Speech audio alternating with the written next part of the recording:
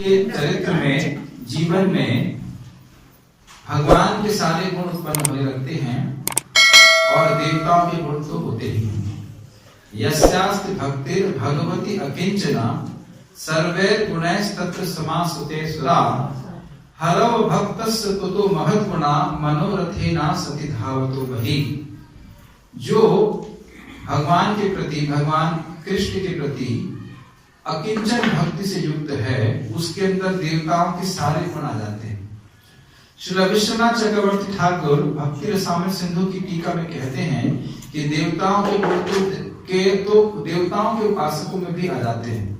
ये कोई बहुत आश्चर्य की बात नहीं है, लेकिन भगवान का भी गुण भक्त के हृदय में आ जाता है। और भगवान का क्या गुण है? दो गुण प्रमुख हैं, और एक वो है कि सभी जीवों के प्रति वो प्रेम करता है। क्या देवता सभी जीवों के प्रति प्रेम करते हैं? नहीं करते, केवल अपने उपासकों से प्रेम करते हैं, और सभी जीव उससे प्रेम करने लगते हैं। तो इस प्रकार के सारे शुभ लक्षण उस व्यक्ति के जीवन में आ जाते हैं जो भगवान की अकिंचन भक्ति करता है। तो क्या करना चाहेंगे? अकिंचन भक्ति हम कैसे कर सकते हैं? ये मैंने भूमिका बनाई इस श्लोक को समझाने के लिए। श्री रूप गोस्वामी जी उत्तम भक्ति की व्याख्या करते हैं, और उत्तम भक्ति की व्याख्या संक्षेप में कृपया अपने नोटबुक में लिख सकते हैं। वो ये है कि साधन भक्ति है और उसका लक्ष्य भी भक्ति है। साधन भक्ति है और उसे प्राप्त क्या करना है? भक्ति को प्राप्त करना। ये मुख्य बात है जो हमें सीखना है। अब उसके हम छोटे छोटे जो पॉइंट्स हैं, स्वरूप लक्षण, तटस्थ लक्षण, सब समझाएंगे। ये क्लास में पहले ही बोल देने वाला हूं कि मुश्किल होने वाली है। मैं सामान्य साधारण कथा करने के लिए आया ही नहीं हूं, मन बना के आया हूं कि मुश्किल क्लास दूंगा। अब आपको अगर कठिनाई होगी तो आप लोग साधन किसी में आ सकते हैं, लेकिन अगर आप सुनना चाहते हैं तो आपको बहुत लाभ करेगा। हमको बहुत लाभ किया है, और आप देखेंगे कितने वैज्ञानिक तरीके से श्री रूप गोस्वामी जी ने उत्तम भक्ति का वर्णन किया। वैसे बहुत सिंपल है, अगर आप थोड़ा ध्यानपूर्वक सुनेंगे और अपने पेपर में भी देखते चले जाएंगे तो आपको समझ में आएगा। बहुत आसान है। हम लोग पहले श्लोक को बोलेंगे, मेरे पीछे बोलने का प्रयास कीजिएगा। अन्याभिलाषिता शून्यम ज्ञान कर्माद्यनावृतम् आनुकूल्येन कृष्णानो शीलनं भक्तिरुत्तमा। अन्याभिलाषिता शून्यम् ज्ञान कर्माद्यनावृतम् आनुकूल्येन कृष्णानो शीलनं भक्तिरुत्तमा। एक बार प्रभु जी की तरफ से बोलना चाहते हैं, एक बार माता की तरफ से बोलेंगे। काविष्टि करना चाहते हैं? कोई नहीं करता। अन्याभिलाषिता शून्यम् ज्ञान कर्माद्यनावृतम्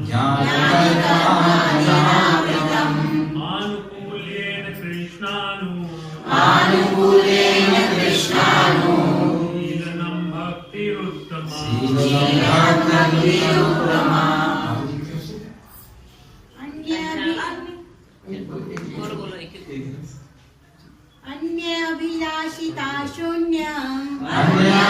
अन्याभिलाषिता शून्यम् ज्ञान कर्मादिनावृतम्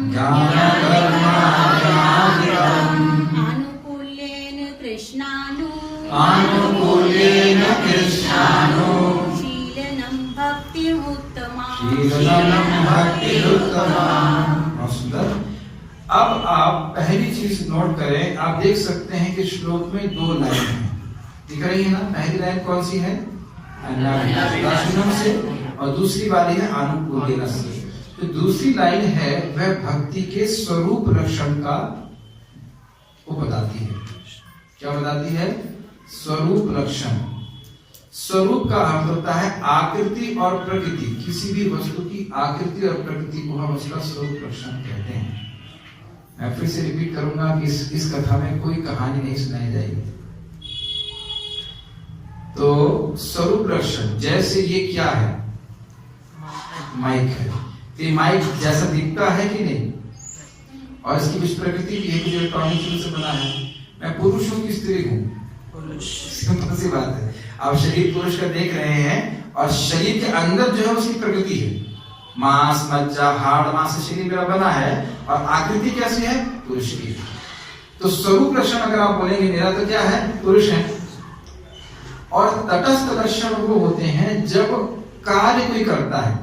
जैसे मान लीजिए मैं प्रवचन ना करूं और मान लीजिए मैंने ब्लैक चश्मा लगा रखा होता, जीन्स पैंट पहना होता, तब ये नहीं कह सकते देखिए व्यक्ति भक्त है। मान लीजिए हमारे आश्रम में आए और मैं गमछा बांध करके बाथरूम सफाई करेगा, अच्छा ये न्यू डिवोटी है, अच्छा समझ गए, हो सकता है मैं आश्रम का इंचार्ज हूं क्योंकि मैं हूं। यानी कि तटस्थ लक्षण हमें कार्य के द्वारा प्रस्तुत होता है। यहाँ पे बहुत सारी माताएं यहाँ पे हैं, हो सकता है कि आप लोग टीचर में पढ़ाएंगे, लेकिन अगर मैं घर पे आऊंगा और आप प्रसाद सर्विंग कर रही हैं तो हम सोचेंगे हाँ ये तो गृहिणी है, घर हाउस वाइफ ही होंगी। यानी कि तटस्थ लक्षण हमेशा प्रकट नहीं होता है, कार्य के द्वारा हम तटस्थ लक्षण को देखते हैं। इसे कहते हैं मार्जिनल कैरेक्टरिस्टिक। तो जो पहली लाइन है वह भक्ति के तटस्थ लक्षणों को दिखाती है, और जो पहली मतलब अन्याभिलाषिता, और जो दूसरी लाइन है वह भक्ति के स्वरूप लक्षण को बताती है, उत्तम भक्ति के। कठिन हो रहा है समझने, सुनने का प्रयास कीजिए, धीरे समझ में आएगा। अब हम लोग एक एक शब्द के अर्थ को समझने का प्रयास करेंगे। अब आपको बहुत आसानी समझ में आ जाएगा। देखिए पहला जो शब्द है वो हम उठा रहे हैं शीलनम। पहली लाइन में है कि दूसरी लाइन में है? इसीलिए श्लोक सामने रखा गया है। दूसरी लाइन का सेकंड लास्ट शब्द है। शीलनम का अर्थ है अपनी वाणी से, अपने मन से और अपने शरीर से कुछ करना। ओके, क्विज क्वेश्चन, इसका नाम पुकारा जाए। आपका नाम क्या है? हरे कृष्णा। हरि नाम कीर्तन प्रभु। शीलनम का अर्थ क्या है? आप सोच रहे थे कि प्रश्न नहीं किया जाएगा, फिर से रिपीट कर रहा हूं, आप किसी भी पूछ लेंगे, ध्यान पूर्वक सुनिए, और जिसने उत्तर नहीं दिया उसको प्रसाद नहीं मिलेगा। अब ध्यान पूर्वक सुनेंगे। शीलनम का अर्थ है, मैं उर्दू बोल रहा हूँ क्या, हिंदी बोल रहा हूँ, एक मिनट रुकिए। आलू का दाम आज 50 रुपए किलो है। हरि नाम कीर्तन करिए, क्या है आलू का दाम? 50। कितना इजी है ना। अब मैं बोल रहा हूँ शीलनम का अर्थ है अपने मन से, अपनी वाणी से और अपने शरीर से कुछ करना। कृष्ण की बात नहीं कर रहे, हम कृष्ण की बात नहीं कर रहे। शील शब्द का अर्थ है चाहे क्रिकेट की प्रैक्टिस कीजिए, कुछ भी करिए, शील मतलब होता है मन से, वाणी से, शरीर से कुछ करना।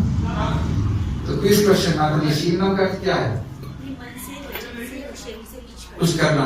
तो यानी कि एक बात तो खंडन हो गया जो कहते हैं हम तो मन मन में भक्ति करते हैं, तो वो उत्तम भक्त नहीं है। वो अपने हाथ से भी कुछ करेगा, वो अपनी वाणी से भी कुछ करेगा। श्रील रूप गोस्वामी कहा कि मन मन की भक्ति करते थे। अब देख रहे हैं ग्रंथ लिखा, बहुत सारी सेवाएं करी, भगवान की बहुत सारी सेवा करते थे। प्रभुपाद जी कहा मन मन की सेवा कर रहे थे। तो अब हम एक उदाहरण समझ लेते हैं। मान लीजिए कोई जगन्नाथ जी को ड्रेसिंग कर रहे हैं, तो क्या वो शीलनम है या नहीं है? तो क्या कर रहे हैं उसमें? कौन से अंग से वो भगवान की सेवा कर रहे हैं? शरीर से कर रहे हैं, हाथ से कर रहे हैं। अच्छा, मन लग रहा है उसमें? भाई आपने सोचा ना कि आप ड्रेसिंग करेंगे तो आप ये ड्रेस पहनाएंगे, तो मन लग रहा है ना। और जब आप ड्रेसिंग कर रहे हैं तो आप ब्रह्म संहिता के श्लोक गा सकते हैं या हरे कृष्णा गा सकते हैं। तो क्या ये शुद्ध भक्ति का अभ्यास संभव है कि नहीं? मैं माता जी से बात कर रहा था कार्यक्रम के पहले, तो कह रही थी शुद्ध भक्त बन सकेंगे कि नहीं, क्या होगा, क्या बन सकते हैं। ये जो डेफिनेशन है ये चेष्टा रूप भक्ति को भी कहा जाता है, भाव भक्ति को भी कहा जाता है। हम इस समय भी शुद्ध भक्ति का अभ्यास कर सकते हैं। मैं इसीलिए श्लोक को ले रहा हूं ताकि आप ऐसा मत सोचिए कि शुद्ध भक्ति हम आज से 50 करोड़ साल के बाद करेंगे। हम आज से ही शुद्ध भक्ति का अभ्यास कर सकते हैं। तो यानी मन से, वचन से और वाणी से कुछ करना। अब अनु का अर्थ क्या है? आप शब्द देख पा रहे हैं, कृष्णानु देखिए हिरण्याक्ष को किसने मारा था आपको पता है? भगवान वराहदेव ने मारा था। तो वो अपने मन से, शरीर से और वाणी से भगवान के लिए कुछ कर रहा था, लेकिन क्या वो भक्त है? तो इसकी बातें आगे आएंगी कि केवल करना ही सही नहीं है। अनुशीलन का अर्थ है लगातार, और अनु का अर्थ है नित्य, और अनु का अर्थ है जैसे पूर्ववर्ती नित्य रूप से भक्ति करना। ऐसा नहीं है कि हमें सुबह जब केवल महीने में एक बार करना चाहिए, या सुबह या जब जो है वह साल में एक बार करना चाहिए। जैसे लोग हनुमान सॉरी गणेश जी की पूजा करते हैं, कितने समय के लिए होती है तो आइडिया नहीं है, लेकिन कितने समय के लिए होती है? 10 दिन के लिए होती है। और दुर्गा जी की 9 दिन के लिए होती है। और उसके बाद बड़े खुश होते कि उसके बाद उन्हें कुछ अच्छी वस्तुएं खाने का लाइसेंस मिल जाता है। समझते ना? तो ये जो है इस प्रकार की भक्ति को उत्तम भक्ति नहीं कहते कि जब मन में आया तो जब कर लिया, उससे सुकृति तो मिलती है। भक्ति मतलब नित्य करना। हमारे लिए भक्ति नित्य है, क्योंकि हम हर क्षण तो भक्ति नहीं कर सकते। इन द सेंस आपको परिवार के लिए बिजनेस करने में जाना होता है, नौकरी भी करने जाना होता है। मैं खाली ये बोल रहा हूं कि जब हम भक्ति कर रहे हैं तब शुद्ध भक्ति का अभ्यास करें। जब हम नाम जप कर रहे हैं, ठाकुर जी की सेवा कर रहे हैं, कुछ भी कर रहे हैं, तब देखें कि ये जो मतलब लक्षण है हमारी भक्ति में होने चाहिए। तब भक्ति में प्रगति बहुत तेजी से होगी। जैसे आप सब जानते हैं बचपन में हमने वो खेल खेला जिसमें लेंस होता था। लेंस से सूर्य की रोशनी वो हम लोग केंद्रित करके पेपर को जला देते थे, अन्यथा कभी पेपर जो है सूर्य की रोशनी से जलता नहीं है। लोग आज इस उदाहरण को देते हैं, अकाम सर्व काम वाले श्लोक में। तो यानी कि हमको अपनी भक्ति में तीव्रता लानी होगी, फोकस लाना होगा, तब भगवान की भक्ति में हम तीव्रता से प्रगति कर सकते हैं। तीव्र मतलब ऐसे करके जब करना, ऐसा नहीं बोला जाता इधर भागो उधर भागो, वो बात नहीं है। क्या तीव्रता आएगी उसके बारे में हम चर्चा करके ही मानेंगे। तो हम अभी क्या सीख रहे हैं? शीलम का अर्थ है मन, शरीर और वाणी से सेवा करना। इसीलिए मैंने शीलम पूछा। अनु का अर्थ है लगातार या नित्य या पूर्ववर्ती आचार्य मित्र। जैसे कि हमें मंगल आरती 10 बजे करनी चाहिए सुबह या 11 बजे? क्या आप मंगल आरती कितनी बजे होती है? 10 बजे करने क्या दिक्कत है? आचार्यों ने नहीं श्री प्रभुपाद जी ने हमें सिखाया है कि 4:30 बजे मंगल आरती करना चाहिए। तो यहाँ पे हम लोग क्या 5 बजे भी कर सकते हैं। तो हम लोग कल सुबह मंगल आरती करना चाहते हैं तो कितने बजे करना चाहिए? घर में हम 6 बजे तक भी कर सकते हैं। नहीं, यहाँ हम 5 साढ़े 4 आप लोग कितने बजे आएंगे? कल करेंगे 5। कितने लोग आएंगे कल मंगल आरती में? कुछ लोग हाथ खड़ा नहीं करेंगे। गुड, हम कल अटेंडेंस लेंगे। देखिए मेरे को बुलाएंगे तो डांट भी पड़ेगी, ठीक है? और डांट रिकॉर्ड भी होगी, बार बार सुनेंगे तो आपको रिकॉर्डिंग में भी डांट पड़ रही। लेकिन हम अगर अच्छी से भक्ति में प्रगति करना चाहते हैं तो हमें देखना चाहिए कि पूर्ववर्ती आचार्य हमसे क्या चाहते हैं। सारे केंद्रों में 4:30 या 5 बजे, घर में छोटा केंद्र है तो 5 बजे कर सकते हैं। 6 बजे का तो कोई बात नहीं होती है। कहीं कहीं 6 बजे किया जाता है क्योंकि उस शहर में है उधर के लोग डिस्टर्ब होते हैं, वो बहुत रेयर केस है। लेकिन प्राय सभी जगह 4:30 बजे 5 बजे होती है। प्रभु जी के घर में बच्चे घर में हैं तो आपके घर में तो रहते हैं ना, जंगल में नहीं रहते, गांव में ही रहते हैं, लेकिन 4:30 बजे उठ जाते हैं। बिना पढ़े लिखे लोग 4:30 बजे उठ जाते हैं। यहाँ सारे पढ़े लिखे लोग 5 बजे उठ सकते हैं। अधिकार है कि नहीं? बिना पढ़े लिखे लोग 4:30 बजे उठ के मंगल आरती कर देते, और पढ़े लिखे लोग, मैं बता रहा था कि हम लोग को वैसे शारीरिक मुक्ति नहीं चाहिए, लेकिन एक प्रकार की शारीरिक मुक्ति हम चाहते हैं। कंबल में हम मर्द हो जाते हैं, उससे बाहर नहीं आना चाहते। लेकिन भगवान ये देखते हैं कि आपने उनके लिए छोड़ा क्या है। जो दिया है वो तो देखते हैं, लेकिन आपने क्या छोड़ा है ये भी देखते हैं। सुबह की नींद क्या मेरे को नहीं अच्छी लगती? मेरे को भी अच्छी लगती है। जितनी आपको अच्छी लगती है उतनी मेरे को भी अच्छी लगती है। और सारे साधकों को अच्छी लगती है, लेकिन जब वो त्याग करके भगवान के पास आते हैं तो भगवान रेसिप्रोकेट करते हैं। इसीलिए देखिए हर बार मंगल आरती का दर्शन अच्छा लगता है, कोई बहुत देर नहीं लगता। और मंगल आरती के समय आप आधे घंटे भगवान के सामने खड़े रह सकते हैं। मंदिर में वृंदावन में आप 10 मिनट नहीं खड़े रह सकते सामने, दिन में। कभी सोचा आप कभी सोचिए कि अरे भाई दर्शन तो दिन भर खुला रहता है, तो मंगल आरती में झगड़ा क्यों होता है हमें राधा शाम के समय रहते हैं? क्योंकि उस समय भगवान अपने रूप को और प्रकट करते हैं। भक्त अपनी नींद छोड़ करके नहा करके मेरे सामने आए। जैसे चैतन्य महाप्रभु अपने भक्तों से कहते हैं, गृहस्थ भक्तों से, देखिए मैं तो यहीं पे रहता हूँ पुरी में, और आप लोग उतना कष्ट करके आते हो, तो मैं इसके बदले में आपको क्या प्रतिदान कर सकता हूँ? मैं तो सन्यासी हूँ, मेरे पास धन तो कुछ है नहीं। ऐसी बातें बोल रहे होते हैं, और तब बोल रहे होते हैं जब वो लोग उन्होंने जाने का समय होता है। तो मैं स्वयं को ही अपने आप को दे देता हूँ, मुझे जहां चाहिए वहां भेज दीजिए। तो अद्वैताचार्य कहते हैं ऐसे ही हमारा जाने का मन नहीं है।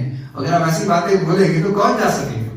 हम देख रहे हैं कि भगवान हमारे छोटे से छोटे त्याग को बहुत बड़ा मानते हैं। कहीं देखो दिल्ली शारदा का सारे लोग सो रहे हैं, अरे भक्त उठ करके मेरे लिए मंगल आरती के लिए आ रहे हैं, जब कर रहा हूं।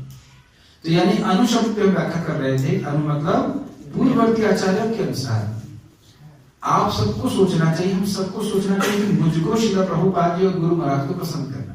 बगल वाला नहीं कर रहा, मेरी गुरु बहन नहीं कर रही है, गुरु भाई नहीं कर रहा, उससे मतलब नहीं है।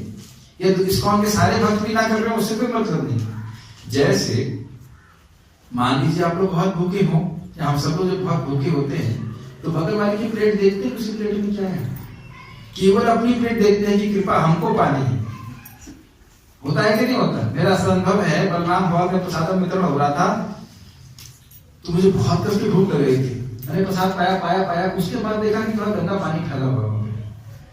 5 मिनट तक या 6 मिनट तक मुझे दिखा, मेरा ऊपर साइड में देख भी नहीं रहा था। इस प्रकार से फोकस्ड होकर के मैं भक्ति कर रही हूँ। माता जी को धारण दे रहा था कि अगर हम IAS की तैयारी कर रहे होते 4 लोग, तो उससे फर्क पड़ता है कि शारदा में कितने लोग नहीं कर रहे हैं IAS की तैयारी। IAS समझते हैं ना? IAS की तैयारी अगर हम कर रहे हैं तो उससे कोई फर्क पड़ता है कि बगल वाला पान बेचना चाहता है? तो हम सब लोग हल्के फुल्के मूवमेंट में नहीं है। ये मूवमेंट हमें गोलोक पहुंचाने के लिए है। और जिस प्रकार से IAS में पहुंचना इतना आसान नहीं है, उस तरह गोलोक की प्राप्ति भी इतनी आसान नहीं है। वहां पर स्वयं बोल रहे हैं, यत्न आग्रह बिना प्रेम नहीं होए। जब तक आप प्रयास नहीं करेंगे, अपनी जिद नहीं होगी, आपका हट नहीं होगा, तो भगवान की ठीक है स्वतंत्र बन जाओ, चंद्र बन जाओ, इस बन जाओ, लेकिन भक्ति में थोड़ा समय लगेगा। इसलिए अनु पूर्ववर्ती आचार्यों के अनुसार हमें भक्ति करनी है, रोज करनी है, और धीरे धीरे हमें लगातार करने का प्रयास करना चाहिए। ठीक है, ये बात समझ में आ गया? तुम्हारे लिए शीलनम का अर्थ क्या है? शीलनम का अर्थ क्या है? मन से बार-बार किताबों को देखिए, हृदय में जाना चाहिए, कॉपी चलेगा। और अनु का अर्थ क्या है? रेगुलर चीटिंग करते हो आप, उनको पूछा मैंने। अनु अर्थ क्या है? लेटर किया। चलिए आप बताइए। नियमित रूप से भक्ति करना और पूर्ववर्ती आचार्यों को फॉलो करना ये बहुत महत्वपूर्ण। इसलिए भगवान प्रभुपाद जी बोलते हैं नियमित नित्य भागवत सेवन। यह क्लियर हो गया है? अब कृष्णा का अर्थ क्या है? ये बहुत इंपॉर्टेंट है। इसमें बंसी की म्यूजिक लगानी है, तो ऐसा लगेगा कि कौन किसका बज रहा है? बंसी बजना चाहिए बैकग्राउंड में, मतलब कि तो हम म्यूजिकल भागवत कथा कर रहे हैं, तो और लोग आएंगे ऐसा भागवत रसमय कथा हो रही है। तो कृष्ण का अर्थ बहुत ध्यानपूर्वक सुनिए। देखिए कृष्ण के 3 अर्थ हैं यहाँ पे। श्रील विश्वनाथ चक्रवर्ती ठाकुर समझाते हैं, कृष्ण मतलब कृष्ण, गोलोक विहारी कृष्ण। कृष्ण मतलब कृष्ण के अवतार, अर्थात राम, नरसिंह, यानी शुद्ध भक्ति भगवान के किसी भी रूप के प्रति की जा सकती है।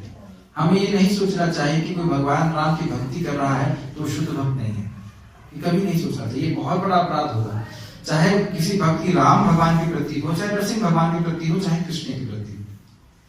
तो कृष्ण मतलब गोलोक बिहारी, गोलोक बिहारी भगवान श्री कृष्ण, कृष्ण के अवतार, कृष्ण का अवतार और कृष्ण से संबंधित व्यक्ति। अन्यथा क्या गुरु की सेवा शुद्ध भक्ति में आएगा? तो गुरु का नाम तो लिखा नहीं है। यानी कि अगर आप कृष्ण का अर्थ केवल कृष्ण लेते हैं तो गुरु की सेवा शुद्ध भक्ति से बाहर हो जाएगी, जबकि गुरु की सेवा से शुद्ध भक्ति शुरू होती है। गुरु क्या कहते हैं?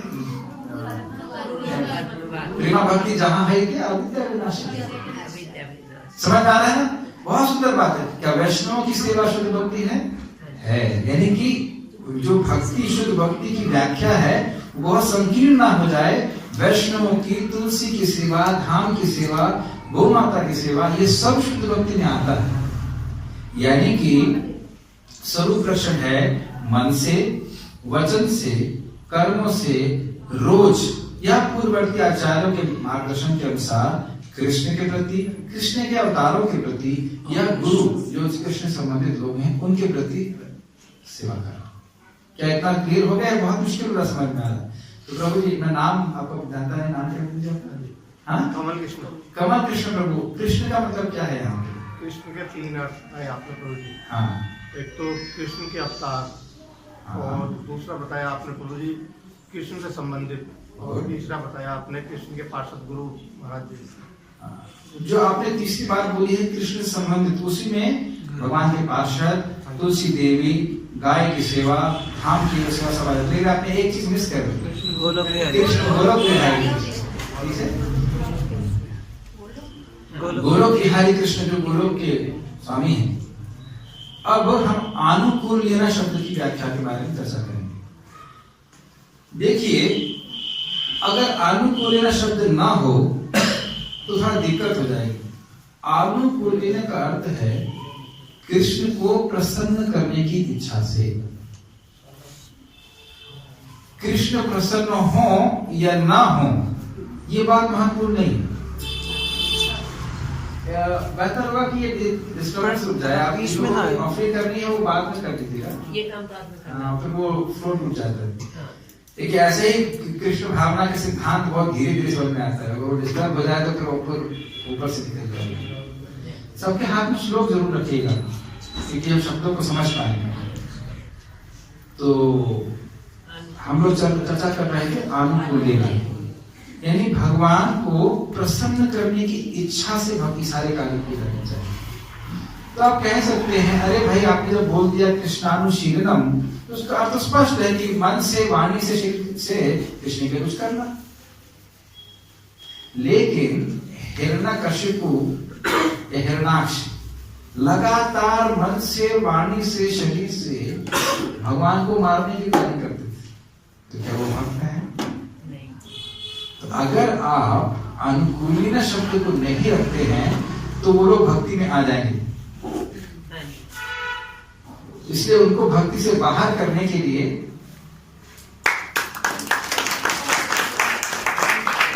उन लोगों को भक्ति से बाहर करने के लिए आनुकूलिना शब्द लगाया गया है। समझ में आ रहा है? भाई किसी दुश्मन को अगर आपको मारना है तो भी आप मन से सोचेंगे ना, मन से सोचेंगे, शरीर से प्रयास करेंगे, वाणी से गाली देंगे, हिरण्यक से गाली देंगे, ए चोर मेरी पृथ्वी को चोरी करके लेके जा रहा है। वो खुद पृथ्वी को चुराया था, लेकिन वो भगवान वराहदेव को बोलता तुम चोर हो और मेरी पृथ्वी को चोरी करके लेके जा रहे हो।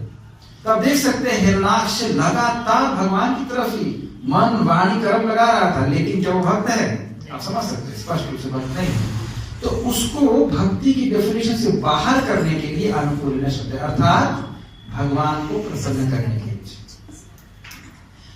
अच्छा, एक और इंटरेस्टिंग बात है कि भगवान जब हिरण्याक्ष से युद्ध किए तो प्रसन्न हुए थे। तो बताएगा भगवान ने जय विजय को हिरण्याक्ष और हिरण्यकशिपु के रूप में आने के लिए इसीलिए व्यवस्था करी क्योंकि उनकी लड़ने की इच्छा थी और वैकुंठ में कोई उनसे लड़ता नहीं। तो भगवान उस युद्ध के बाद प्रसन्न भी हुए, फिर भी हिरण्याक्ष को भक्त नहीं कहा जाता। क्यों? कि उसको भगवान को प्रसन्न करने की इच्छा नहीं थी। तो अनुकूलिना मतलब भगवान को प्रसन्न करने की इच्छा। भगवान प्रसन्न हो या ना हो ये कोई जरूरी नहीं है। अब इसी को थोड़ा ध्यान पूर्वक सुनिएगा। कभी कभी बाह्य रूप से भगवान गुस्सा हो सकते हैं, लेकिन फिर भी अगर भक्त की इच्छा है, इच्छा नहीं, मंशा समझते हैं आप लोग, उद्देश्य कृष्ण को प्रसन्न करने का है, तो वो शुद्ध भक्त रहता है। जैसे आप सब जानते हो दामोदर लीला में माता यशोदा ने कृष्ण को अपनी गोदी से उठा करके नीचे रख दिया। उसके बाद कृष्ण ने क्या किया था? गुस्सा हो गए, रो रहे थे। तो क्या माता शुद्ध भक्त है या नहीं? क्या वो शुद्ध भक्त है कि नहीं? क्यों है? क्योंकि जिस दूध को बचाने के लिए जा रही थी वह दूध भी कृष्ण के लिए ही है। तो आनुकूल्यने का अर्थ क्या है? कृष्ण को प्रसन्न करने की इच्छा। अब एक और इंटरेस्टिंग बात है कि कृष्ण कभी कभी किसी मटके से मक्खन निकाल के खाते हैं। तो क्या वो मटका भक्त है? हाँ, कुछ तो हाँ बोलो, ना बोलो। मटके से कृष्ण ने मक्खन निकाल के खाया तो कृष्ण प्रसन्न हो गए, लेकिन क्या मटका भक्त है? क्योंकि मटका का भगवान को प्रसन्न करने की कोई इच्छा नहीं है, इसलिए मटका। तो ये बहुत महत्वपूर्ण बात है। क्यों? जब हम भगवान श्री कृष्ण की कोई सेवा कर रहे हैं या गुरु की सेवा कर रहे हैं, वैष्णव की सेवा कर रहे हैं, अगर हम तीव्र प्रगति चाहते हैं तो हमारी इंटेंशन, हमारी इच्छा, हमारा उद्देश्य का बहुत महत्व होता है। इसको हम एक भौतिक उदाहरण से समझाएंगे। अमेरिका में या कहीं पे भी आप कह सकते हैं, अमेरिका का मैं उदाहरण दे रहा हूं कि अमेरिका ही का उदाहरण है, मैंने सुना था। कोई व्यक्ति अपने घर में बैठा हुआ अपनी बंदूक को साफ कर रहा है। अब जब वो बंदूक को साफ कर रहा है, उसका घोड़ा समझते हैं क्या, इंग्लिश में क्या कहेंगे, जो भी है घोड़ा समझते हैं, घोड़ा दब गया और उससे गोली चल गई और कोई मर गया, तो क्या उसे दंड मिलेगा? मिलेगा, लेकिन थोड़ा दंड मिलेगा, क्योंकि उसे मारने की कोई नियत नहीं। कोई व्यक्ति गुस्से में आकर किसी को मर्डर कर दे, गोली मार दे, तो दंड मिलेगा, क्योंकि अब उसने गुस्से में आके किया, लेकिन फिर भी जिसे कहते हैं ना, हालात ऐसे हो गए थे कि उसने ऐसा कर दिया। लेकिन अगर कोई योजना बना करके धर करके किसी को मारता है तो दंड बहुत ज्यादा। तो आप देख सकते हैं कि कोर्ट ऑफ लॉ, इंग्लिश समझते होंगे, मतलब आप समझते हैं इसका, कोर्ट ऑफ लॉ में भी देखा जाता है कि उसका उद्देश्य क्या है। तो आप, हम सब लोग भक्ति कर रहे हैं, हम सब लोग हरि नाम कर रहे हैं, कीर्तन कर रहे हैं, भोग लगा रहे हैं, लेकिन किस उद्देश्य से कर रहे हैं उसके आधार पर हमारी भक्ति में प्रगति होगी। प्रभुपाद जिसको बोलते हैं उपदेशामृत में, भक्ति में प्रगति व्यक्ति की मनोवृत्ति पर निर्भर करती है, किस उद्देश्य से भक्ति कर रहा हूं। और अन्यथा हम समय बीत सकता है और हमारी भक्ति उतनी प्रगति हम अनुभव नहीं करते जितनी हमें 10-20 साल में कर लेनी चाहिए, या 10-20 साल भी बहुत होता है। तो हमने क्या सीखा यहाँ पे? स्वरूप दर्शन भक्ति का क्या है? भगवान कृष्ण को प्रसन्न करने की इच्छा से रोज लगातार पूर्ववर्ती आचार्यों की मार्गदर्शन के अनुसार अपने मन वचन वाणी से करना। यानी मुख्य बात क्या है? भक्ति का उद्देश्य कृष्ण को संतुष्ट करना है। और जब ये भावना होगी तभी हम भक्ति में सुखी रह सकते हैं, तभी हमको नाम का सुख मिलेगा, तभी हमें कथा का सुख मिलेगा। कोई भी चीज कर रहे हैं तभी हमें सुख मिल सकता है जब हम कृष्ण को प्रसन्न करने की इच्छा से करें। जैसे आप देख सकते हैं वृंदावन में भी और कहीं भी, मायापुर में भी आप देख सकते हैं, जब नए लोग आते तो कैसे डांस करते हैं भगवान के सामने, ऐसे करके, ऐसे करके, ऐसे करके। क्या ये भगवान के सामने डांस करने का तरीका है? क्या यहाँ पे भावना है कि गौर नेताए कृष्ण बलराम ये मेरे नृत्य से प्रसन्न हो? और आप सब जानते ही होंगे कि भगवान के सामने नृत्य करना भक्ति है, लेकिन क्या वो भक्ति कर रहे हैं? वो भक्ति नहीं कर रहे।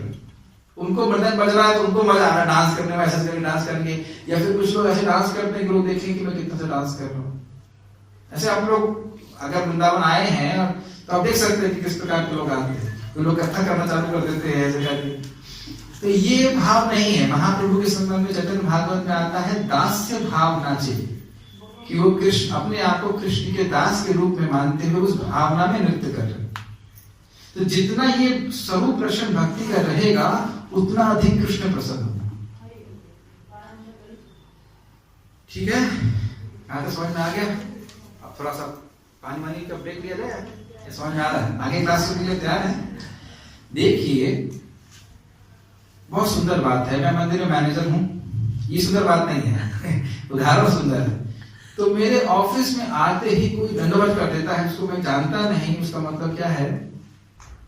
वो मुझसे नौकरी प्राप्त करना चाहते हैं। यानी कि प्रसन्न करने की इच्छा तो है, लेकिन उसके बदले में कुछ चाहिए। समझते हैं कि नहीं? दुनिया में हम बहुत बार लोगों को प्रसन्न करना चाहते हैं, लेकिन उनसे प्रेम में संबंध स्थापित करने के लिए नहीं, उसके बदले में कुछ चाहते हैं। तो यानी कि साधन तो हम देख रहे हैं, लेकिन साध्य क्या है मेरा? मैं भक्ति तो कर रहा हूं, लेकिन उस भक्ति के बदले में मुझे चाहिए क्या? मैया मुरादें पूरी कर दो, समझ आ गया कि हम हलवा तो बांटेंगे, लेकिन उद्देश्य है कि मेरी मुरादें पूरी करो। दुर्गा जी से कोई प्रेम नहीं है, शिव जी से कोई प्रेम नहीं है। लेकिन अभी बहुत गंभीरता से सुनिए, साधन भक्ति को साधन तभी कहा जाएगा जब हृदय में ये आशा, ये आकांक्षा हो कि एक दिन भगवान के चरणों में मुझे शुद्ध प्रेम प्राप्त हो। आप भगवान की भक्ति कैसे भी कर सकते हो, मुक्ति के लिए कर सकते हैं, स्वर्ग प्राप्ति के लिए भी कर सकते हैं, इस जगत में कुछ लाभ प्राप्ति करने के लिए भी कर सकते हैं, लेकिन वो साधना भक्ति नहीं कहलाएगी। साधना भक्ति का उद्देश्य होना चाहिए कि एक दिन मैं भगवान के चरणों में शुद्ध प्रेम की प्राप्ति करूं। अभी क्विज किया जाता है, आपका नाम क्या है? विजय ब्रजेश तन्या। ब्रजेश नंदन, ब्रजेश तन्या। ब्रजेश तनया प्रभु। तो आप बताइए कि साधना भक्ति को साधना भक्ति कब कहा जाता है? अच्छा एक मिनट, इजी प्रश्न करता हूँ। चोकोबार चॉकलेट बहुत अच्छी होती है, क्या बोला मैंने? कितना आसान है, कितना आसान है, कितना आसान है। और हम हिंदी बोल रहे हैं तो बड़ा मुश्किल है लोग। यही तो बोल रहा हूं, साधना भक्ति को, अरे रिपीट कीजिए, चलिए मेरे पीछे अपना नर्सरी में आ जाते हैं। साधना भक्ति को साधना भक्ति तभी कहा जाता है जब उसका लक्ष्य प्रेम भक्ति हो।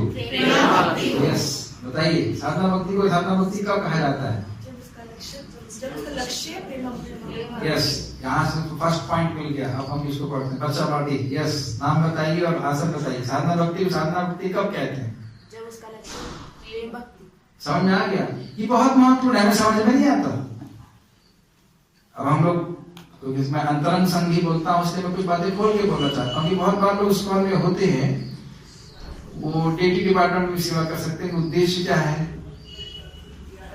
अमेरिका दास दियो बस, राधा रानी से प्रार्थना करते रहते हैं कि हमें अमेरिका में वीजा लगवा दीजिए। तो बाकी कार्य तो कर रहे हैं, नित्य सेवा हो रही है, कृष्ण की सेवा हो रही है, जैसे आचार्यों ने बताया वो सारे नियम पालन कर रहे हैं, लेकिन उद्देश्य है गुरु वृंदावन नहीं। और असम में ऐसा नहीं होता है। अब मैं थोड़े संस्कृत शब्द यूज करूंगा। ये होते हैं गुणीभूत भक्त, जो भक्ति तो बाहर रूप से कर रहे हैं, वो पता नहीं कि कर किस लिए। और ऐसा भक्त हमको होना नहीं चाहिए कि हो सकता हम गायब हो जाए ऐसे। लेकिन प्रधानीभूत भक्त मतलब हृदय में बहुत सारी भौतिक इच्छा हो सकती है, लेकिन उसका भक्ति करने का उद्देश्य है कि मुझे एक दिन भगवान के चरणों में प्राप्ति। दिमाग में घुस गई आपको बातें? बहुत मुश्किल लग रहा है तो छोड़कर बहुत इंटरेस्टिंग है। तो इसीलिए शब्द अब तटस्थ लक्षणों का वर्णन कर रहे हैं, और वो है अन्याभिलाषिता। अन्याभिलाषिता का अर्थ क्या है? थोड़ा ट्विस्ट है इसमें, देखिए। अर्थात मुक्ति की इच्छा से रहित, मुक्ति की इच्छा से रहित। आप कहेंगे प्रभु जी इतनी सारी जरूरतें हैं, घर में पैसा चाहिए, ये करना है, वो करना है। वो आपके कर्तव्य हैं और अपने कर्मों-अनुसार आ जाएंगे। उनकी चिंता किए बिना ये सोचना चाहिए कि मैं कैसे एक दिन भगवान के चरणों में प्रेम भक्ति प्राप्त करूं। रोज राधा श्याम सुंदर से, जगन्नाथ जी से ही प्रार्थना करना चाहिए कि भगवान आपके चरणों में मुझे शुद्ध प्रेम दीजिए, क्योंकि इससे आप संतुष्ट होंगे। कभी कभी हम लोग सोचते हैं कि हम नया फोन लेने से संतुष्ट हो जाएंगे। तो अगर फोन से खुशी मिलती तो जो व्यक्ति स्टोर खुला हुआ है, इसके पास स्टोर में बहुत सारे फोन होते हैं ना, तो बहुत खुश होना चाहिए। अगर कार से संतुष्टि मिलती तो आदमी कार बेच रहा है, उसका तो बहुत सारी कार है, वो खुश हो जाना चाहिए। तो आप समझ, अब पता नहीं कितना आपको समझ में आ रहा है बात, लेकिन जितना जल्दी समझ में आ जाएगा उतना जल्दी अच्छे से भक्ति कर पाएंगे कि भौतिक वस्तुएं मुझे संतोष प्रदान नहीं कर सकती। ये खाली बोलने की बात नहीं है, ये अनुभव भी होने लगता है अगर हम अच्छे से भक्ति करते हैं। जिस दिन आपको नाम में रस मिलेगा तो आप कहेंगे भाई भाई मतलब भगवान बस ये दीजिए, बाकी सब ले दीजिए। पता नहीं कितने लोग को वाकई जब अच्छा लगा, कभी ऐसा दिन हुआ है जब आपको लगा हो अरे 16 माला और करेंगे, और अधिक करेंगे, जैन में भी लगा है कभी किसी को? अगर आपको जो तो नम्र है, एक माता जी को लगा है। जब दीक्षा हुई थी ना, हाँ दीक्षा के बाद का जो पीरियड था ना, हाँ उस समय वो ट्रायल ऑफर था। उसके बाद गुरु महाराज भगवान कह रहे मेहनत करो। लेकिन हम देख सकते हैं कि जब इस प्रकार का सुख मिलता है तो सहज रूप से हृदय से इच्छा आती है, विद्या कुल की गौरी पिता, क्या करूंगा विद्या, क्या क्या कुल का, क्या धन का, क्या करूंगा भगवान, बस ये सुख मुझे दीजिए, ये नाम का सुख दीजिए, कथा का सुख मुझको दीजिए। ये हमको एक्सपीरियंस करना पड़ेगा, अनुभव करना पड़ेगा, तब हम इस प्रकार की लालसा को और आगे बढ़ा सकते हैं। तो हम बात कर रहे थे अन्याभिलाषिता की, अर्थात ये नहीं है ये वाला जो ना भैया मुरादे पूरी करो तो हवा बांटूंगी, ऐसी भक्ति नहीं करनी हमें। हो सकता है आपकी भौतिक आवश्यकता है और सबकी भौतिक आवश्यकता है, खाने पीने रहने की व्यवस्था होती है, लेकिन हरे कृष्ण मंत्र को उसके लिए उपयोग करना ये बुद्धिमानी नहीं। मेरी बात समझ है? हरे कृष्ण मंत्र करें तो बस यही प्रार्थना करना चाहिए श्याम सुंदर से, गौर निताई से कि भगवान आपके चरणों में प्रेम दो दीजिए। इसको महाप्रभु स्वयं कहते हैं, प्रेम बिना व्यर्थ मोरा दरिद्र जीवन, दास करी वेतन मोरे दिया प्रेम धन। यानी कि चतुर महाप्रभु कह रहे हैं कि भगवान कृष्ण मुझे अपनी सेवा में तो नियोजित कीजिए, लेकिन मुझे वेतन चाहिए, फ्री में काम नहीं करेंगे। क्या वेतन चाहिए आपको? आपके चरणों में शुद्ध प्रेम। अब इससे क्या फायदा होगा? गाजर का हलवा खाए हैं आप लोग, गाजर के हलवे में सब कुछ हो लेकिन केवल चीनी नहीं हो तो कैसा दिखेगा? कैसा दिखेगा?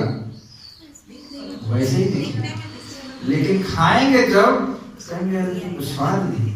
तो जितनी मात्रा में भगवान के प्रति प्रेम बढ़ता है, भागवतामृत में नारद मुनि उदाहरण को देते हैं, जैसे साग में अगर नमक ना हो और अगर मिठाई में मीठापन नहीं हो, चीनी नहीं हो, तो ये सारी चीजें स्वादहीन लगती हैं। ऐसे ही अगर भगवान के चरणों में प्रेम नहीं होता है तो भक्ति की क्रियाओं में उतना सुख नहीं मिलता है।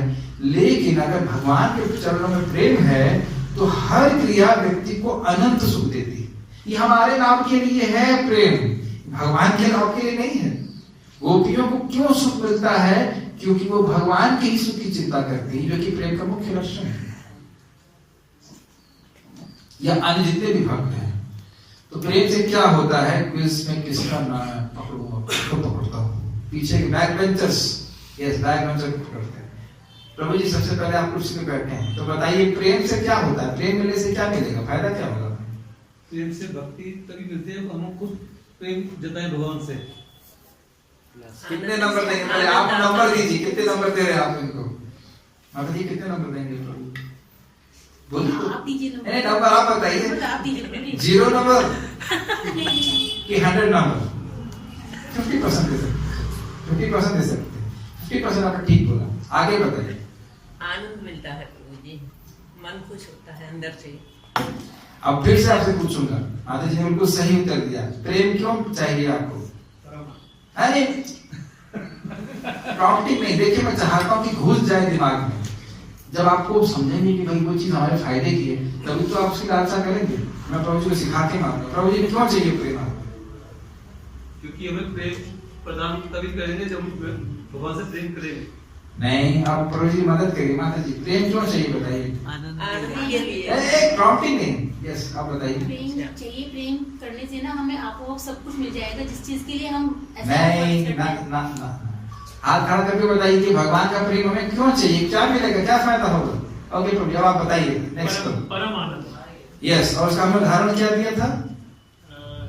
जब अरे खाने पीने का घर तो याद होनी चाहिए। यस, हलवे का दिया। कॉम्बिनेशन डाइटिंग नहीं। जैसे गाजर के हलवे में सब कुछ है पर चीनी नहीं है, वेरी गुड, तो आनंद नहीं आएगा उसे खाने के अंदर। यस। तो उसी प्रकार से आगे से भगवान का अगर हम प्रेम करेंगे तो वो आनंद मिलेगा जिसकी कभी समाप्ति नहीं होगी। बहुत सुंदर। तो यानी कि आपको पूरे मार्क्स मिलेंगे। अगर गाजर का हलवा है तो मिलना चाहिए बाद में साथ में। तो आप देख सकते हैं कि अगर भगवान के चरणों में प्रेम है तो हर भक्ति की क्रिया, चाहे आप भगवान का दर्शन कर रहे हो, इससे चाहे भगवान का कीर्तन कर रहे हो, चाहे श्रवण कर रहे हो, चाहे कुछ भी करें, उसमें आपको आनंद की प्राप्ति है। इसी को बोलते हैं आनंदम बुद्धिवर्धनम। तो समझ में आ रहा है क्या अभिलाषा करनी है? इसमें लिखा है अन्य अभिलाषता शून्य, अर्थात ये नहीं कह रहे अभिलाषता शून्य। आप ऐसा नहीं कह सकते कि भक्ति में कोई अभिलाषा ही नहीं, बिना अभिलाषा के बिना इच्छा के कोई काम थोड़ा करते हैं। तो अन्य अभिलाषता का अर्थ है भगवान के चरणों में प्रीति के अलावा बाकी सारी इच्छाओं के लिए हम भक्ति नहीं कर रहे।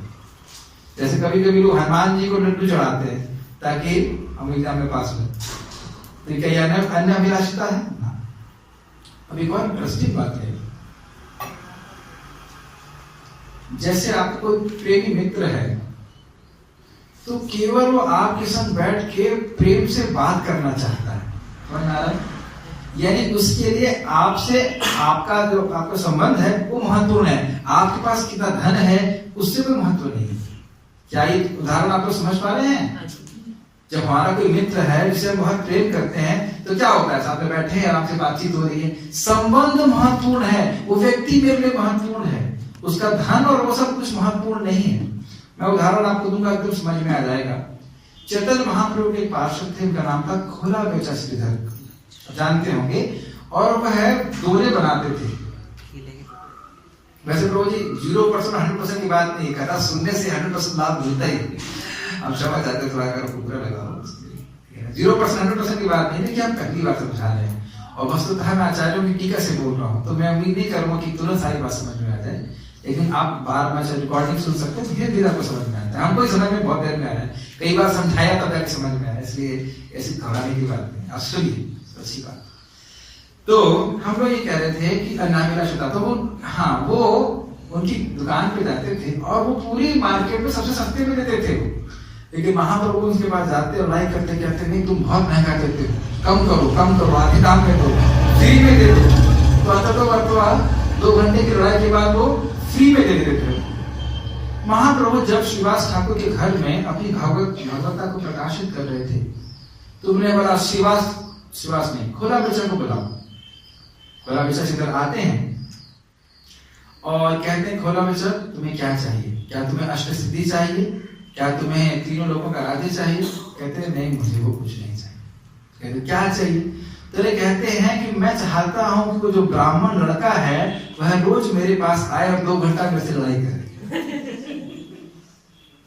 तो अब आप समझ पा रहे हैं, क्योंकि उनका भगवान से प्रेम था, जो 2 घंटे का आदान प्रदान है वो इतना सुख देता था कि पूरे विश्व का राज्य भी दे दिया जाए, उनको संतुष्टि नहीं।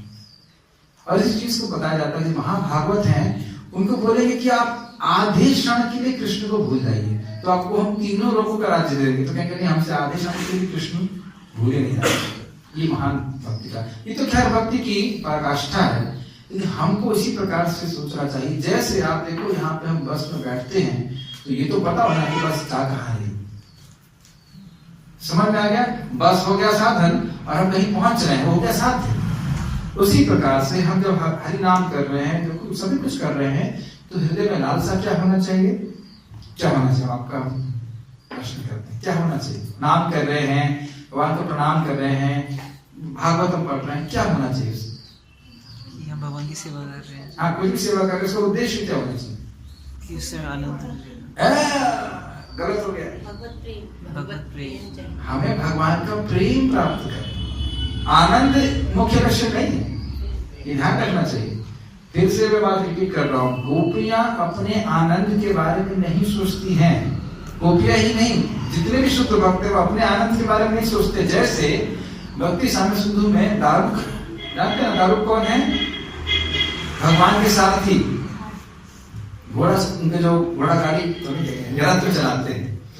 तो एक बार दारुक भगवान श्री कृष्ण को चावल मतलब अर्पित कर रहे थे और उनको अष्ट सात्विक विकार होने लगे। तो अब हम लोग तो चाहते ना हमारे शरीर में अष्ट सात्विक विकार आए, ये है ताकि दुनिया जाने में कितना शुद्ध भक्त है ना। लेकिन जब वो अष्ट सात्विक विकार आ रहे थे तो उस विकार को डांट रहे थे, क्यों आए हो, इस समय डिस्टर्ब कर रहे हो। तो इस समय हम आध्यात्मिक सुख की चाहत करते हैं, शुद्ध भक्त केवल कृष्ण की सेवा चाहते हैं। प्रभुपाद जी से एक बार अमेरिका में पूछा गया, प्रभुपाद ये स्थान आपके लिए कन्वीनियंट है, यहाँ रहिए। तो प्रभुपाद कहते हैं कि अगर मैं अपनी कन्वीनियंस देखता तो कभी अमेरिका नहीं आता, अगर मैं अपनी सुख सुविधा देखता, आराम देखता, तो मैं कभी अमेरिका नहीं आता। मैं तो बहुत खुश था राधा दामोदर में। तो यानी शुद्ध भक्त देखते हैं कि गुरु को क्या पसंद करता है, कृष्ण को क्या पसंद करता है। थोड़ा कठोर बोला जाए, सीट बेल्ट बांध लीजिए। यदि हम इंद्रिय तृप्ति करते हैं तो क्या गुरु को अच्छा लगता है, कृष्ण को अच्छा लगता है? तो यानी कि जब हम भक्ति नहीं कर रहे हैं और अपने कर्तव्य नहीं कर रहे हैं, तो तीसरा ऑप्शन है कि हम इंद्रिय तृप्ति भी कर सकते हैं। अगर हम 4 नियमों को भंग करते हैं तो उससे कृष्ण प्रसन्न नहीं होते, उससे गुरु प्रसन्न नहीं होते। तो ये ध्यान देना चाहिए कि ये प्रवृत्तात्मक भी है और निवृत्तात्मक भी है। प्रवृत्तात्मक मतलब ऐसे कार्य में लगे जिससे कृष्ण प्रसन्न होते हैं, और ऐसे कार्यों से बचे जिससे कृष्ण और गुरु प्रसन्न नहीं होते। अन्वय व्यतिरेकाभ्यम, ये बात भगवान चतुश्लोकी भागवत में बोलते हैं। मुझको सीधे सीधे जानने का प्रयास करो, मतलब ऐसे कार्य करो जिससे वो प्रसन्न होते हैं, और ऐसे कार्यों से बचो जिससे कृष्ण प्रसन्न नहीं होते। जैसे नाम अपराध है, सेवा अपराध, इससे बचना चाहिए। ये भी शुद्ध भक्ति में आता है। थोड़ी बात कठोर लग सकती है, लेकिन अगर हम प्रगति करना चाहते हैं तो हम सीखेंगे। और ये कोई कठोर बात नहीं है। अगर आप बीमार हैं, मैं बीमार हूं, मान लीजिए मुझे कफ है, तो मैं दवा खाऊंगा और दूध पीऊंगा। आप समझ गए ना मेरी बात? अगर मैं ठीक होना चाहता हूं तो मैं दवा भी खाऊंगा और मैं चावल दूध वगैरह नहीं खाऊंगा, तो मेरा कर्तव्य है ना। ठीक है, तो अन्याभिलाषिता शून्यम का अर्थ है हृदय में भगवान के चरणों में प्रेम प्राप्त करने की इच्छा होनी चाहिए। इसके लिए भक्ति करना चाहिए, और इससे हमारा ही सुख है, हमारा ही कल्याण है। अब ये इंटरेस्टिंग बात है कि यहाँ पे अन्य अभिलाषा शून्यम,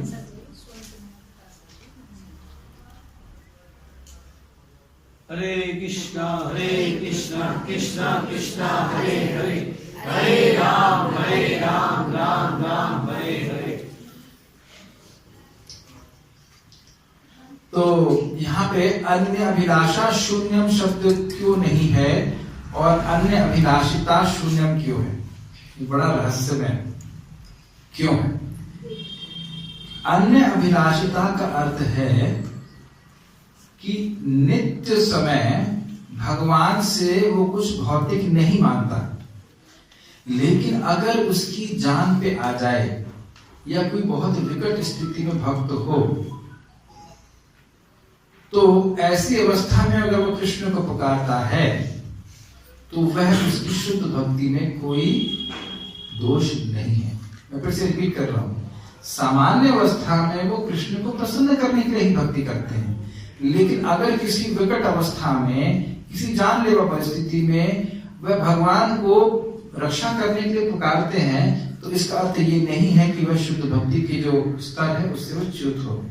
उदाहरण के लिए द्रौपदी का जब अपमान हो रहा था तो द्रौपदी ने भगवान कृष्ण को याद किया था, तो क्या ये कृष्ण की सेवा के लिए याद किया था? नहीं, लेकिन एक सामान्य स्त्री के लिए ऐसी अवस्था मृत्यु से भी खराब चीज है। तो ऐसी अवस्था में जब उन्होंने भगवान को पुकारा तो यह उनकी भक्ति में कोई दोष नहीं है। इसीलिए अन्य अभिलाषिता अर्थात भौतिक इच्छाओं को मांगने की प्रवृत्ति से शून्य। प्रवृत्ति है, प्रवृत्ति मतलब समझते हैं टेंडेंसी। जैसे कुछ, एक सभी माताओं पे नहीं बोल रहा हूँ, कुछ माताएं ऐसी होती हैं जो हर दिन अपने पति से डिमांड करती रहती है, मेरे साड़ी लाओ आज, ये लाओ आज, वो लाओ आज, ये लाओ। ये प्रवृत्ति होती है, तुम रोज ही मांगती रहती तो संतोष नहीं तुम। ऐसे ही कुछ लोग भगवान के पास तभी आते हैं जब उनकी जरूरत होती है, यानी कि नित्य अवस्था में रोजमर्रा में भगवान से नहीं मांगते, लेकिन किसी जानलेवा स्थिति में या विकट स्थिति में हे कृष्ण मुझे रक्षा करिए, तो अगर ऐसा करते हैं तो क्या वो शुद्ध भक्त हैं या नहीं है? समझ में आ गया? इसीलिए अगर अन्य अभिलाषा शून्यम करते तो वो बाहर हो जाते, द्रौपदी जी बाहर हो जाती, लेकिन द्रौपदी शुद्ध भक्त हैं, इसीलिए अन्य अभिलाषा शून्यम। ये समझ में आ रहा है कि आचार्यों की बुद्धि कितनी तेज है, कितनी भक्ति गंभीर और गहरी है। नहीं तो हम श्लोकों पढ़ के निकल जाएंगे और इसकी महत्व नहीं समझ पाते। कई कई पेज कमेंट्री जो है इसके दी गई है, और इसी को समझाने के लिए पूरा भक्ति सामर्थ्य सिंधु ग्रंथ है, परिभाषा सूत्र है भक्ति सामर्थ्य सिंधु। और आपको लग रहा है कि कितने लोगों को लगता है कि आप ये कर सकते हैं? क्या आप अपने मन से, वाणी से कृष्ण के लिए कुछ कर सकते हैं? यस। क्या जरूरी है कि उसका उस सेवा के बदले में आप भगवान से कुछ मांगे? भगवान की लिस्ट देखिए मेरी पीछे, नेक्स्ट मुझे ऑडी चाहिए, बिजनेस में सपोर्ट चाहिए, लड़का पास होना चाहिए, ये जरूरी है वो लिस्ट भगवान को देना? और जैसे अपने बच्चों का ध्यान आप स्वयं रखते हो, भगवान अपनी जो भी आपके शरीर की आवश्यकता है, मन की आवश्यकता है, अपने आप ध्यान रखेंगे। ये सोचिए आप भक्ति कर रहे हैं, मैं आपको जानी थी कैसे? वो बहुत ही प्रलोभन तो अपने आप आएंगे आपके जीवन, धन भी आएंगे, सब आएगा, उसके लिए प्रार्थना करना कोई अच्छी बात नहीं है। एक स्तर पर ठीक है, आप नए व्यक्ति को बोल रहे हो कैसे भगवान की सेवा करो, ठीक है। जैसे आप अच्छा मृदंग बजाते तो आप शुरुआत से अच्छा बजाते, आप बताइए अगर आप शुरुआत के लेवल वाला बजाएंगे तो सराहना की जाएगी। अगर आप बजाना शुरू किए तो हाँ बेटा बहुत अच्छा बजाओ, तो वो ठीक है, लेकिन आपसे उम्मीद की जाती है, हर व्यक्ति से उम्मीद की जाती है कि प्रगति करे। नहीं, चाहे आप बिजनेस कर रहे हैं, चाहे नौकरी कर रहे हैं, हम प्रगति नहीं करना चाहते। तो आप देखेंगे कि ये मुश्किल नहीं है भाई। आप जानते हो कि कोई, मैं इस कथा को ऐसे भी कर सकता हूं कि मैं दिखाऊं कि मैं कितना विद्वान हूं, तो क्या भगवान से प्रसन्न हूं? अब देखिए खाली स्विच है इंटरनल, आप हल्का स्विच चेंज कर दीजिए। हाँ देखो अब ये लोग क्या समझेंगे, और मैं संस्कृत बोल रहा हूँ इधर उधर, लेकिन मैं ये भी कर सकता हूँ कि हाँ इससे भक्तों को मदद होगी, भगवान से प्रसन्न होंगे। ये स्विच जो है ये आपके हृदय के अंदर है, ये बाहर से स्विच नहीं है, अंदर वाला स्विच है। आप जन्माष्टमी करें या कोई प्रचार का कार्य करें, कुछ भी कर रहे हैं, कुछ भी कर रहे हैं, तो क्रिया कृष्ण को प्रसन्न करती है, लेकिन अगर उसमें उद्देश्य भी कृष्ण को प्रसन्न करना है तो शुद्ध भक्ति हो जाती, बहुत सुंदर आपको लाभ मिलता है। बात स्पष्ट हो रहा है? आप देख सकते हैं इसका प्रत्यक्ष उदाहरण प्रभुपाद जी ने भगवद गीता के तात्पर्य लिखे। किस लिए लिखे? ताकि वो प्रसिद्ध हो जाए, ताकि उन्हें फाउंडर आचार्य के रूप में जाना जाए। क्या उद्देश्य है? जन कल्याण है, और अल्टीमेटली कृष्ण को, गुरु को प्रसन्न करना। ठीक है। अब एक इंटरेस्टिंग चीज, कल सुबह हम प्रयास कर रहे हैं कि 5 से 7 में आके हम लोग चपकाएंगे। आपके गुरु महाराज से प्रसन्न होंगे? नहीं, गुरु महाराज ने तो बोला कि बेटा 10 बजे से 12 बजे तक करो, है ना? नहीं। लेकिन आपका मन क्या बोलेगा? मन बोलेगा कि ये तो समय सोने का है, वो भी संडे का दिन, क्यों आएंगे? इससे अच्छा तो मैं सुनता ही नहीं श्लोक, मुझे गलत टाइम पे कीर्तन किसी में आना चाहिए। कहाँ सुन लिया मैं गुरु की प्रसन्नता, कृष्ण की प्रसन्नता। यानी कि हमारा मन को हमें स्वयं ट्रेनिंग देनी है कि वह गुरु और कृष्ण की प्रसन्नता के लिए कार्य करे। बहुत सुंदर भगवान श्री कृष्ण स्वयं कहते हैं कि जब वो देखते हैं कि कोई व्यक्ति अपने गुरु महाराज की आज्ञा को ठीक से पालन कर रहा है, तो स्वयं उसके हृदय के अज्ञान को नष्ट करते हैं। आपके महाराज जी या मेरे महाराज जी, मेरे महाराज को पता है मैं यहाँ बैठा हूं? नहीं पता। मुझे भी पता नहीं हमारे महाराज कहाँ है। इस आप लोगों को पता है कि महाराज जी कहाँ है? हो सकता है पता हो, उनको पता है कि आप यहाँ पे क्या करेंगे। आप पिक्चर देख रहे हैं कि क्लास सुन रहे हैं, कौन जानते? महाराज जी तो नहीं पता, किसको पता है? आपको भी पता है और भगवान को भी पता है। तो जब हम अक्षरश गुरु की आज्ञा पालन करते हैं और इस भावना से करते हैं कि भगवान, गुरु जी प्रसन्न होंगे, महाराज जी प्रसन्न होंगे, तो भगवान प्रसन्न होते हैं। भगवान से तो कनेक्शन हमेशा रहता है, उनका सीसीटीवी तो अंदर लगा ही हुआ है, उसको उसका कभी ऑफ नहीं होता, कभी सीसीटीवी। कितना बड़ा लाभ है, गुरु महाराज देखे या ना देखे।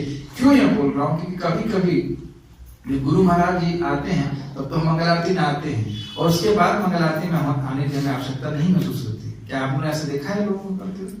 क्या कभी कभी आप भी ऐसा करते हैं? Very good bonus. अपने ईमानदार तो है कम से कम। तो हमें इस प्रवृत्ति को त्यागना है, हमें ध्यान देना चाहिए कि चैत्य गुरु के रूप में कृष्ण हमेशा हमारे हृदय में। ठीक है, ओके। तो हम खाली बात कर रहे थे कि हमारी भक्ति करने का उद्देश्य भगवान के चरणों में शुद्ध प्राप्ति हो। अरे ये शीलम का क्या है? शीलम फाइनली याद हो गया। ये रिपीट करते करते याद हो जाता है। और फिर से क्विज दिया जाए, प्रभु जी किसको पकड़े? मेरे को नाम याद नहीं, तो पकड़ लेता नाम। अच्छा, आपको अनु का अर्थ याद हुआ? नहीं, आपको अनु का अर्थ पता है? नहीं, अरे गुड, आप सीख गए, वेरी नाइस। यानी मंगल आरती अगर हम लोग संडे को आते हैं तो मंडे को क्या करना चाहिए? सिंपल सी बात है, अभी आप लोग बोल रहे हैं ना, नित्य करना चाहिए, रोज करना चाहिए। अगर संडे को आते हैं मंगल आरती के लिए तो मंडे को क्या करना चाहिए? और ट्यूसडे को बोल रहे हैं, और रिकॉर्ड भी करो सकते हैं, चेहरे से रिकॉर्ड करो कौन कौन बोल रहा है, तो फिर सबको करना चाहिए। मैं इसलिए बोलना चाहूंगा, आपकी बात करेंगे। अब हम लोग ज्ञान कर्मादि अनावृतम पे चर्चा करने वाले हैं। ये थोड़ा सा टेक्निकल है, लेकिन एक थोड़ा ध्यान तो लोग सीखेंगे तो समझ में आ जाएगा। यहाँ पे ज्ञान कर्मादि शून्य नहीं लिखा हुआ है, क्योंकि आपने देख लिया था शीलम मतलब मन से, वाणी से और शरीर से कुछ करना। तो कर्म शून्य नहीं है भक्ति भी। हम कुछ कर रहे हैं ना, किसी ने ठाकुर जी के सेवा कर रहे हैं, कोई कैमरे लगा रहे हैं, कुछ माइक लगा रहे हैं, सब कुछ हम अपने हाथ पैर से कार्य कर रहे हैं। ये कर्म शून्य नहीं है और ज्ञान शून्य भी नहीं है। तो फिर क्लास देने का मतलब है निर्रोध भागवतम क्लास पे हो रही है। तो हमें समझ में आना चाहिए उस ज्ञान से और उस कर्म से जिससे हमारी भक्ति ढक जाए, उससे रहित रहना चाहिए। जैसे मैं बोलूं कि आप ही क्या ठाकुर जी की सेवा कर रहे हैं, आप ही भगवान हैं। क्या ऐसे गुरु हैं जगत में? बोलते हैं ना कि आप ही भगवान हो, मैं ही भगवान हूं, हम सब भगवान हैं। जैसे एक महाराज हमारे परम पूज्य राधा गोविंद महाराज बोलते हैं, एक कविता कवि बोलता है, गजब हैरान हूं भगवान तुम्हें कैसे रिझाऊं मैं। क्यों हैरान हो, क्या दिक्कत है? तो कहता है कि ब्रह्म को ब्रह्म मैं कैसे खिलाऊं मैं। आप भी ब्रह्म हैं, ये रोटी भी ब्रह्म है, और मैं भी ब्रह्म हूं, तो ब्रह्म ब्रह्म को अर्पित कैसे कर सकता है? तो क्या ये व्यक्ति भक्त है? नहीं। हम सब लोगों की भावना क्या है? हम लोग भगवान कृष्ण के कौन से दास हैं? नित्य दास, अर्थात इस अवस्था में भी दास हैं और मुक्ति के बाद भी दास ही रहेंगे, भगवान नहीं बन जाएंगे। तो जो कोई गुरु जी या शास्त्र इस प्रकार का वर्णन कर रहा है, शास्त्र तो नहीं करता है, लेकिन लोग इस प्रकार की विवेचना करते हैं कि आप भगवान बन जाओगे, तो इस प्रकार का ज्ञान का अनुशीलन हमारी भक्ति को ढक देता है। तो ऐसे ज्ञान का अनुशीलन हमको नहीं करना। समझ में आया? वो ज्ञान जो आपकी भक्ति को ढक दे, उस ज्ञान का अनुशीलन नहीं करना। अनुशीलन मतलब अभ्यास। लेकिन भागवतम को सुनते हैं और सुनते हैं भगवान कितने कृपालु हैं, कितना अपने भक्तों को स्वीकार करते हैं। जैसे पूतना ने जहर दिया भगवान को मारने के लिए, तो भगवान ने से मां की गति दी, तो माताओं की इच्छा नहीं होती भगवान को पकवान खिलाने की। आप जब इस लीला को सुनती हैं, सुने ना इस लीला को, कि हम भगवान को अगर कुछ अच्छा खाद्य पदार्थ देंगे, सुंदर सुंदर वस्तु देंगे, तो भगवान क्यों नहीं हमको स्वीकार करेंगे? तो इस ज्ञान से, इस लीला को सुनने से क्या भक्ति नहीं बढ़ती? आपकी विश्वास बढ़ता है ना कि ठाकुर जी की सेवा करना चाहिए। और अब हम यही बोलिए क्या भोग लगाना, आप भी भगवान है, बस अब भूल नहीं है, ये भी भगवान है। तो बोले हाँ वो क्या भगवान है? ये बातें ये खाली मजाक की बात नहीं है। मेरी बहन की सास है, वो पहले भक्त थी, बाद में निरंकारी बन गई। तो मैंने पूछा भाई क्यों निरंकारी बन गई? तो कहती पहले बड़े नियम पालन करने पड़ते थे, एकादशी करो, भोग लगाओ, अब जब निरंकारी हो गए तो कुछ नहीं करना पड़ता। जो भी भगवान है, भी भगवान, तुम्हें क्या मतलब? तो इस प्रकार से हम देखते हैं कि ऐसे ज्ञान से अपने प्रत्यक्ष देख सकते हैं कि उनकी भक्ति ढक गई, भक्ति खत्म हो गई।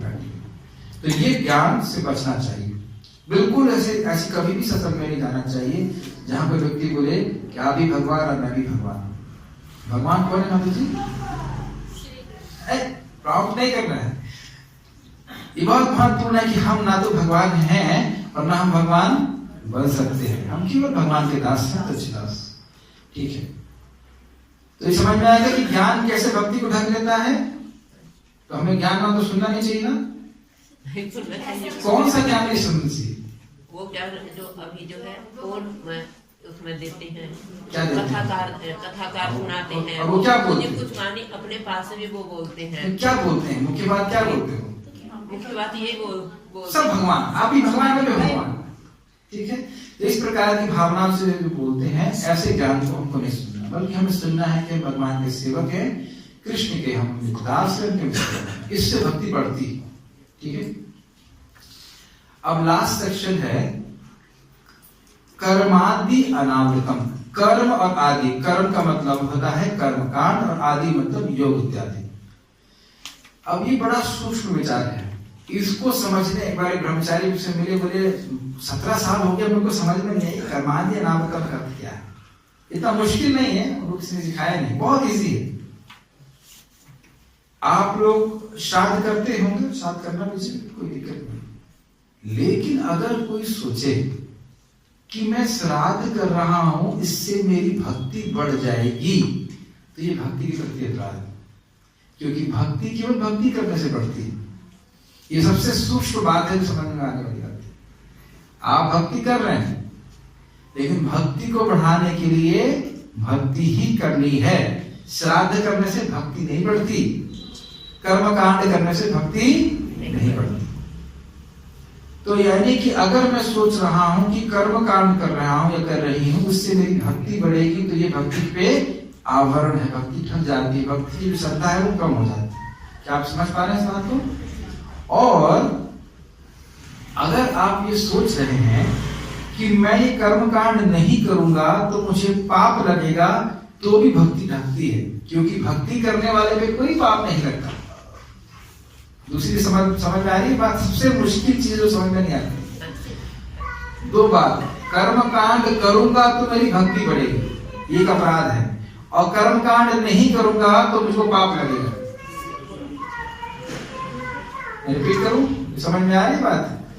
जैसे आप एक गृहस्थ भक्त श्राद्ध कर सकते, लेकिन केवल समाज में आदर्श स्थापित करने के लिए, इसलिए नहीं कि उनकी भक्ति बढ़ेगी।